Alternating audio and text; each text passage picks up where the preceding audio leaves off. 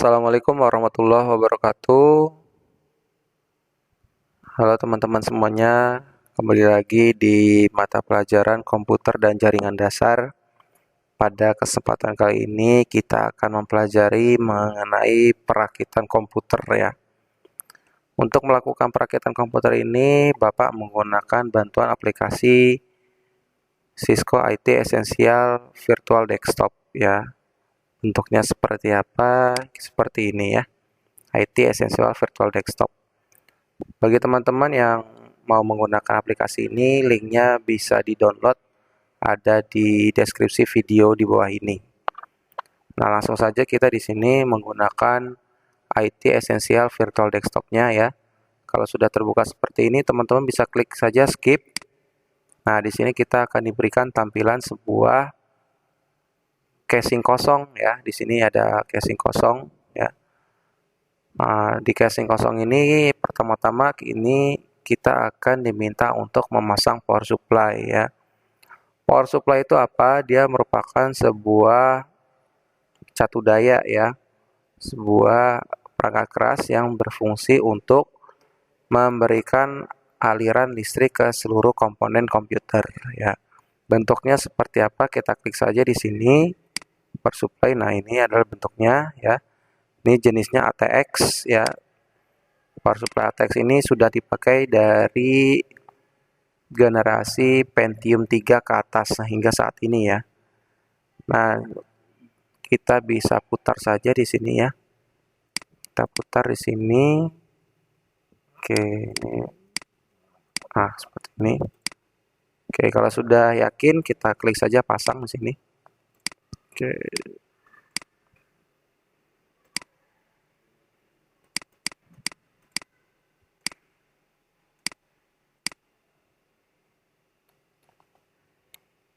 Oke, kalau sudah kita pasangkan murnya. Nah, di sini sudah diberikan titik-titik notifnya untuk pemasangan mur ya. Nah, kita pasangkan 4 murnya. Kalau sudah ini sudah komplit, kita klik OK. Selanjutnya kita ke motherboard ya.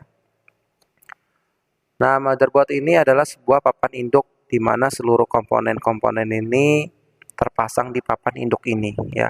Seluruh komponen-komponen komputer. Dimulai dari memasang CPU atau RAM ya. Jadi kita mulai pasang dari RAM dulu ya. Oke, seperti apa bentuknya? Seperti ini. Nah, ini adalah RAM, bentuknya persegi panjang. Ya, kita close. Kita letakkan di sini. Oke. RAM ini harus terpasang di atas slot RAM ya. RAM ini kepanjangan dari Random Access Memory yang berfungsi untuk menulis dan membaca informasi. Artinya data-data yang nanti berjalan di atas RAM ini nanti bisa ditulis ataupun dibaca ya. Kemudian dia bisa berjalan jika ada aliran listrik. Artinya selama ada aliran listrik, data-data masih ada di sini. Jika tidak ada aliran listrik, maka data-datanya akan hilang. Ya, sifatnya dia tidak permanen ya. Kita bisa putar saja ya di sini. Kalau kita lihat di pinggir kanan kirinya ada lubang di sini, ini juga ada lubang. Di bawahnya juga ini ada lubang ya. Kita sesuaikan lubang yang ini dengan lubang yang ini ya.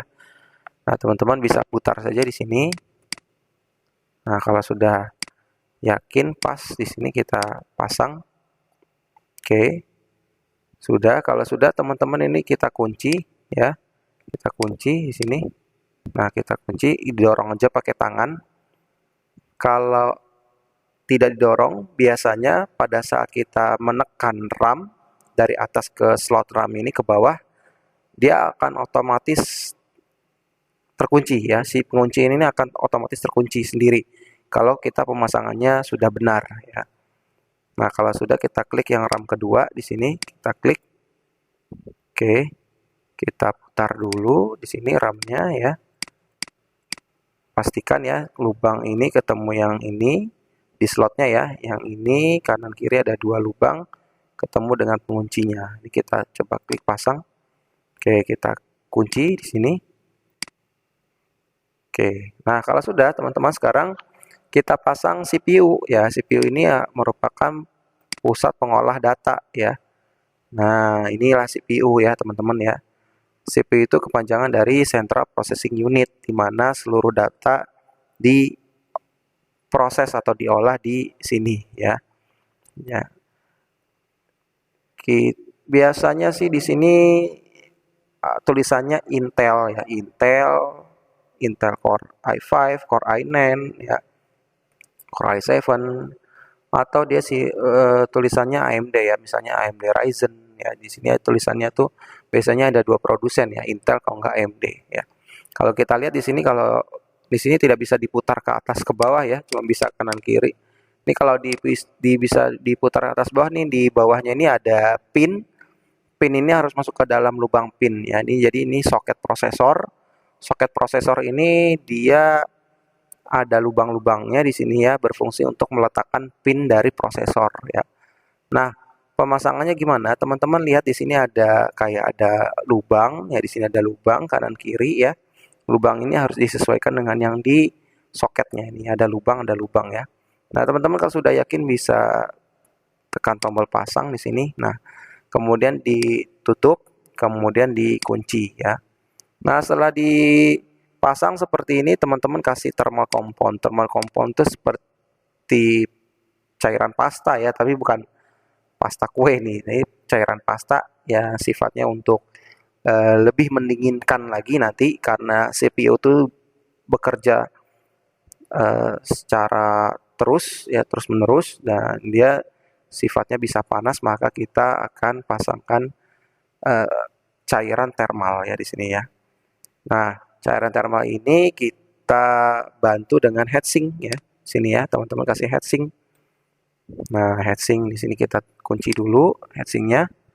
Nah, setelah dikunci, teman-teman, ini ada kabel heatsinknya nih, kabel powernya kita klik. Nah, teman-teman, ini di sini kita diminta untuk memasangkan ya. Di sini coba kita pasangkan. Nah, ini tinggal diklik saja ya. Kalau sudah yakin, pasang ya. Ini kabel power ya, dari heatsink ke motherboard ya. Kemudian langkah selanjutnya kita diminta untuk install motherboard. Jadi kita memasangkan motherboard ini ke casing yang tadi ya, casing masih kosong ya. Kita pasangkan di sini ke casing yang tadi masih kosong. Oke. Kalau teman-teman lihat di sini sebelum Bapak pasangkan ya, di sini ada yang warna biru nih, di bawah warna merah ini ada warna biru, itu VGA onboard. Kemudian di sini ada USB port ya, port USB. Kemudian di sini ada LAN port ya, ada untuk memasangkan kabel ya, kabel jaringan. Kemudian di sini ada audio port ya, jadi untuk connect ke kabel audio ya. Biasanya semuanya ini disebut dengan onboard ya. Jadi misalnya onboard audio, onboard LAN, onboard VGA ya. Biasanya seperti itu disebutnya. Dan kemudian di sini ada onboard USB. Jadi ke semua port-port itu tidak perlu kita tambahkan, tapi sudah ada di dalam motherboard. Jadi dia sudah include jadi satu di dalam motherboard ya. Ini kita bisa putar di sini. Nah, ini kalau sudah pas teman-teman ya, tinggal klik pasang di sini. Oke. Seperti ini pasang. Nah, teman-teman di sini nanti kalau sudah diklik pasang ya, kita langkah selanjutnya di sini kita motherboard screw ya. Jadi kita pasangkan bautnya di sini ya. Nah, di sini sudah ada titik-titiknya nih ya. Teman-teman bisa lihat di sini ada titik-titik untuk memasangkan dari mur motherboard ini ya. Kita pasangkan sini. Nah, kalau sudah terpasang, ini sudah komplit ya, sudah selesai. Kita klik OK. Kemudian kita klik adapter card di sini ya, adapter card. Adapter card ini merupakan kartu tambahan di luar dari motherboard ya. Jadi apabila tadi yang sudah Bapak jelaskan ya, port-port yang tadi di sini itu mengalami kerusakan, maka kita bisa menambahkan adapter card ya. Di sini misalnya ada NIC ya. NIC itu kartu jaringan ya, kartu jaringan. Di sini kita bisa pasang dia ke slot PCI Express yang warna hitam pendek ini ya. Oke, di sini. Oke, ini kartu jaringan. Jadi kalau yang onboard LAN onboardnya ini rusak, kita bisa tambahkan LAN add-on ya. Jadi tambahan ya di sini ya. Fungsinya sama di sini untuk memasukkan ya kabel jaringan sehingga terhubung ke suatu jaringan komputer ya. Kemudian kita bisa pasangkan NAC screw ya, murnya kita pasangkan di sini. Oke, kemudian kita tambahkan wireless NAC. Nah, ini kartu jaringan berbasis wireless, jadi untuk menangkap sinyal WiFi ya. Kemudian kita tambahkan wireless murnya. Nah, kemudian ini video adapter ya. Video adapter di sini kita pasangkan ke slot PCI ya. Kalau tadi yang wireless NNC ini kita pasangkan ke slot yang warna abu-abu nih. Slotnya namanya AGP. Kemudian kalau yang LAN card add-on kita pasangkan slot PCI Express. Kalau yang video adapter ini kita pasangkan ke slot PCI ya.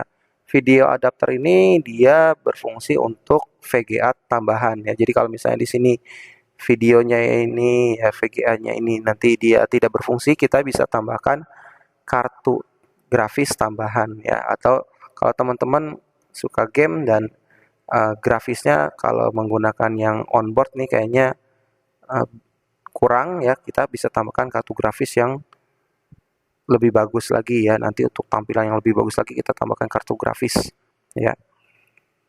Kemudian kita kasih more. Nah, oke, di sini sudah lengkap. Kita klik oke, kemudian kita klik internal drives. Di sini internal drives ini dia hard disk ya. Jadi hard disk kita klik seperti ini ya bentuknya. Hard disk bentuknya seperti balok ya. Nah, kita putar di sini. Oke. Nah, kalau sudah yakin kita pasangkan dia di situ. Nah, jangan lupa dikasih mur. Ada 4, 2 kanan dan 2 kiri. Oke, kita sudah lengkap. Selanjutnya ke drive external base ya. Drive in external base ini artinya optical drive ya. Optical drive, jadi drive yang selain hard disk ya. Kita klik di sini optical DVD room. Kita pasangkan di sini. Oke, sini kita pasangkan dari luar ya. Kemudian kita kasih mur 2 kanan dan 2 kiri. Oke, kalau sudah kita klik yang floppy drive di sini, kemudian kita pasang. Kemudian kita pasang lagi ini mur 2 kanan dan 2 kiri.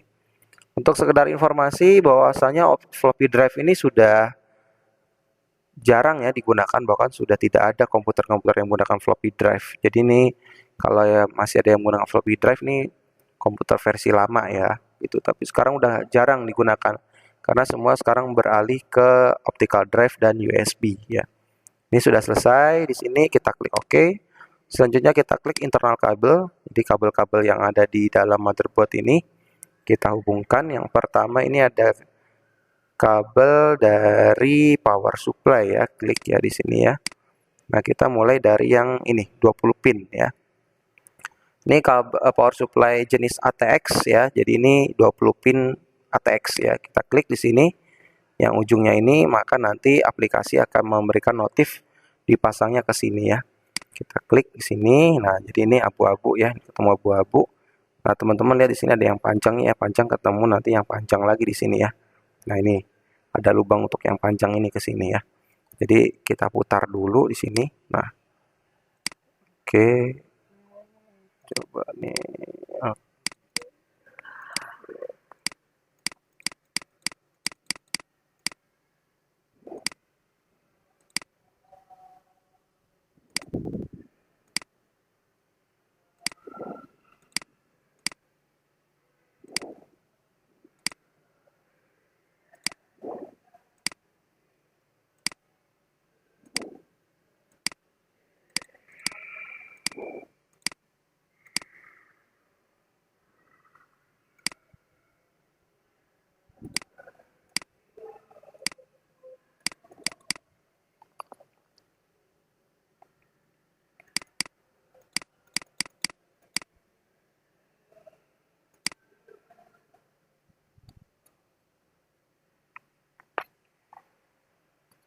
Oke, selanjutnya untuk konektor 4 pin ini ya. 4 pin ATX ini kita klik, kemudian kita klik di sini. Oke, kemudian di sini ada yang panjang, di sini juga ada yang panjang. Kita putar di sini. Oke, kita masukkan. Oke, lanjutnya ini kabel power untuk ke optical drive ya, kita klik sini. Oke, dia langsung masuk. Kemudian untuk yang ini ke floppy drive. Oke, kita putar. Oke, kita masukkan di sini. Oke. Lanjutnya ini sudah ya, berarti ini yang sekarang kabel SATA ya. Nah, ini kabel SATA yang sekarang ini ya, kita masukkan ke hard disk. Nah, seperti ini. Oke, selanjutnya udah semua ya. Nah, kita diminta untuk kabel PATA. Kabel PATA ini sebenarnya versinya udah lama, cuman sekarang masih dipakai ya kabel PATA ya. Oke, yang perlu kita lihat di sini kabel PATA, maaf yang ini ya. Nah, kabel PATA ini dia ke sini ya, ke sini. Nah, ini panjang, ini juga panjang ya. Ini ketemu. Oke. Oh maaf, ini slotnya ke sini ya. Ini panjang, juga ini ada lubang untuk yang panjang ini. Jadi kita bisa klik. Oke, ujungnya yang ini ke floppy drive ya. Nah, oke.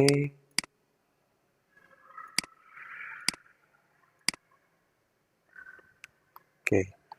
Ini kabel PATA ini dia sebagai kabel datanya ya. Kalau yang tadi yang keluaran dari power supply itu kabel listriknya ya. Kemudian ada kabel floppy drive di sini. Kita lihat di sini pin, ini sih ada tulisan pin 1 ya. Pin 1, teman-teman lihat di sini ada lubang, tapi di sini nggak ada lubang ya. Ini pin satunya. Jadi ini nah begini ya.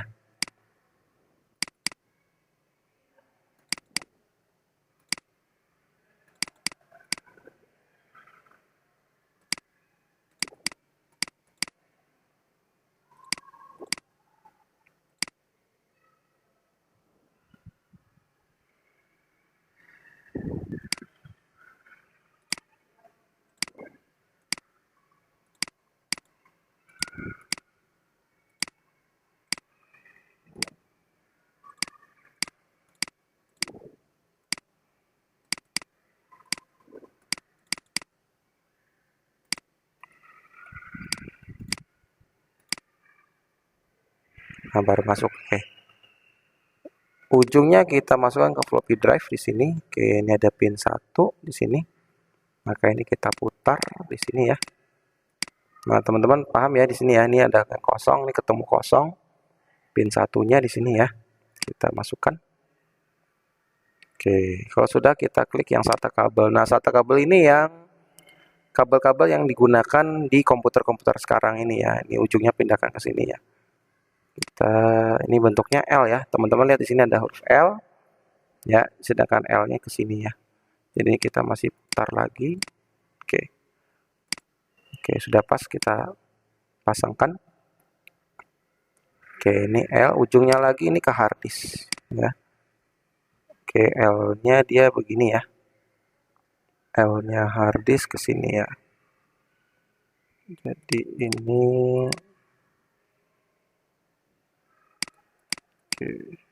ya. Pasangkan.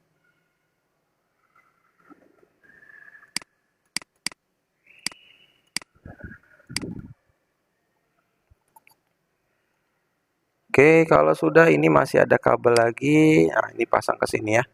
Ini kabel kipas ya, kabel kipas. Oke, coba kita pasangkan. Oke, sudah komplit kabel internal. Sekarang kita kabel eksternal ya. Nah, untuk kabel eksternal ini pertama kita tutup dulu casingnya. Kita pakai case panel. Oke, kita tutup. Oke, selanjutnya kita baut mur dia. Oke, setelah itu kita ke kabel monitor ya. Nah, kabel monitor ini jenisnya DVI ya. Oke. Kita, oh maaf. ininya sebelah kiri. Oke, sudah ya. Nah, biasanya teman-teman kalau nggak dia jenisnya DVI, dia jenisnya yang VGA, yang ini ya, yang biru ya. Umumnya sih VGA, tapi ada juga yang DVI. Bahkan sekarang sudah ada yang HDMI ya. Di sini ada port HDMI-nya gitu untuk ke monitor ya. Di VGA, HDMI, DVI. Kalau tadi teman-teman pasang yang VGA add-on nanti di sini ya. Kabel VGA-nya ntar di sini masuk ke sini gitu. Kemudian kita keyboard ya, keyboard ini ke sini ya. Ini keyboard versi lama yang PS2 ya. Kita putar aja nih ke sini.